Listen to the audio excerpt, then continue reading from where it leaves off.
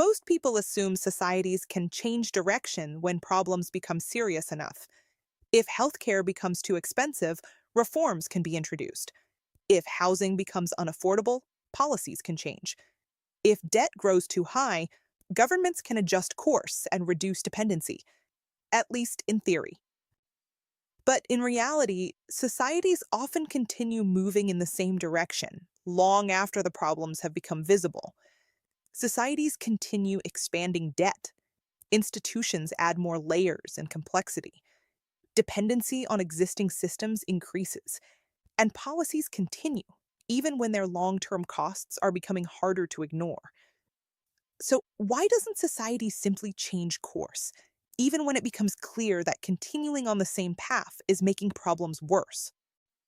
Not necessarily because people want it that way, but because modern societies are built on interconnected economic, political, social, and technological systems that gradually adapt to the path already in place. And once those systems reorganize around that structure, changing direction becomes increasingly difficult. In this episode, you'll understand why complex societies become locked into paths that are hard to reverse, and why changing direction becomes more difficult over time. So the question is, what happens when the cost of changing direction becomes higher than the cost of continuing? In the previous episode, we explored why controlling complex societies is far more limited than it appears. Economic, political, social, and technological forces constantly interact with each other, and actions in one area often create reactions in another. Policies designed to stabilize the economy can reshape social behavior. Technological change can alter political dynamics. Social pressure can transform institutions. And over time, these reactions do not just affect one part of society. They begin reshaping how the economy functions, how institutions operate, how people behave, and how society organizes itself around those changes. But as societies adapt to those changes, something else begins to happen. Dependency increases. Because once economic, political, social, and technological systems reorganize around a particular path, changing direction becomes increasingly difficult. Not necessarily because people want it that way, but because the entire society gradually adapts to the structure already in place. Every society depends on structures that develop over time. Infrastructure is built, institutions expand, technologies spread, and economic systems evolve around the conditions that existed when those decisions were made. At first, these structures solve problems. They improve coordination, increase efficiency, and support growth. Society adapts around them because they work. But over time, those adaptations begin to shape future possibilities. Cities designed around cars become difficult to redesign around public transport. Economies that depend heavily on debt struggle when borrowing slows. Housing markets become tied to rising asset prices because banks, investors, governments, and homeowners all begin depending on them in different ways. The longer these structures remain in place, the more society reorganizes around them. And that changes incentives. Governments build policies around existing structures. Institutions evolve to manage the reality that already exists, not the one that might replace it. Entire academic disciplines and professional fields begin organizing around them as well.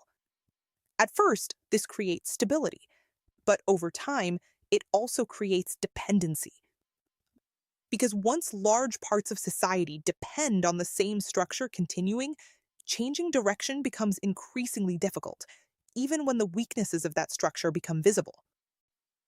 Over time, economic and political systems begin adapting to each other as well. Debt can continue growing not only because economies adapt to it, but because political systems adapt to it as well.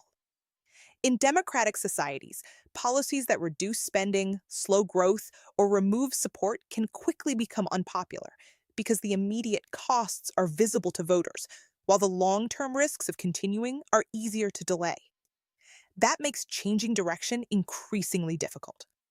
So, what happens when society becomes dependent on a path that is creating problems? The cost of changing direction begins to rise. Reforming institutions becomes disruptive. Reducing debt slows growth. Changing infrastructure requires enormous investment. Replacing existing systems creates uncertainty, resistance, and economic pressure. And because the short term costs of change are immediate, societies often continue following the existing path instead, even when the long term risks continue growing. This is what path dependency means. Past decisions narrow future options, not because society planned it that way, but because each adaptation makes the existing structure harder to reverse. And the more complex society becomes, the stronger this effect tends to grow. Over time, this creates a deeper problem. As societies become more dependent on existing structures, flexibility begins to decline. Systems that were originally designed to support growth and stability become harder to adjust because too many parts of society now depend on them continuing in their current form. And that changes how societies respond to pressure. Instead of adapting early, societies often delay adjustment.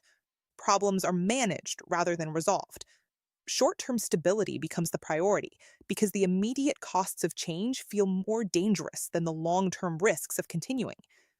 At first, this can make society appear stable, but underneath, dependency continues to grow.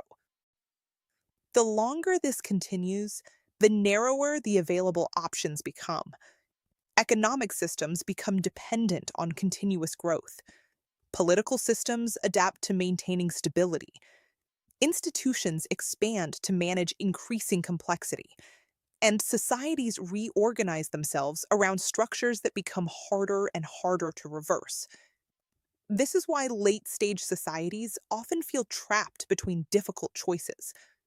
Changing direction creates disruption, continuing creates pressure, and over time, both options become increasingly costly. So, what happens when societies can no longer adjust easily? They become more rigid. Small problems become harder to solve.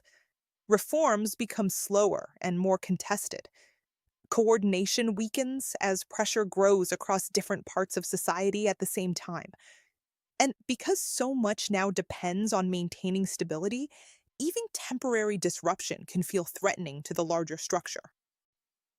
This is why lock in matters. The system continues not necessarily because it is functioning well, but because too much has adapted around it to allow rapid change. Past decisions narrow future options, and the longer a path continues, the harder it becomes to reverse. Lock in does not mean societies never change. They do, but it does mean that change becomes harder, slower, and more disruptive over time.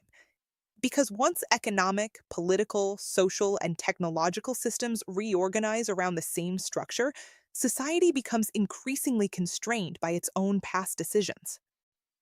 And if societies become more rigid over time, what happens to the institutions responsible for managing that growing complexity?